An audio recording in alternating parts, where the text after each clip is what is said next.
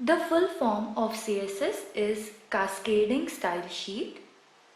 CSS is used to stylize the HTML elements, as HTML is more or less content writing or displaying language. HTML used only and only to define and place different elements and components on a web page. So it becomes a task when you have to stylize or place them properly. So this is where CSS comes into the picture. CSS is with which we describe how the elements will be displayed on the web page, like where it will be positioned, with what formatting, with what colors, and with what kind of designing. CSS is very easy to use and it is also reusable.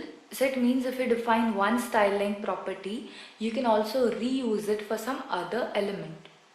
CSS can be written in three different ways. One is inline way of writing.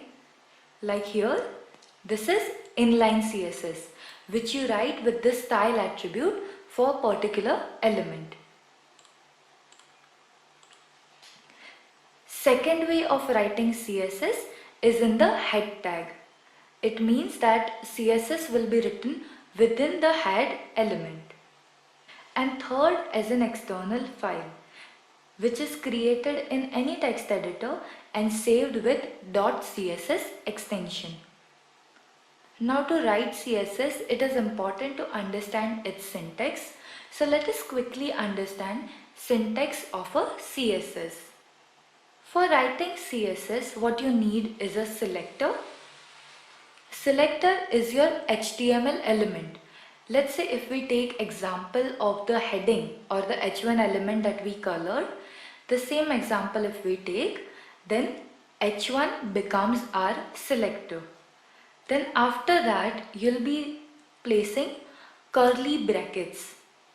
Within this curly bracket, you will write your property that needs to be changed for that element. Like how we had changed color there as red and background color as yellow, same thing we will do here as well. We will write color colon red.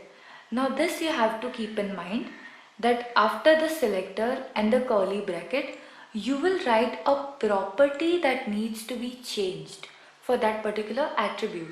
And after that you will put a colon and then the value. After that you will put a semicolon and you can write second property if you like.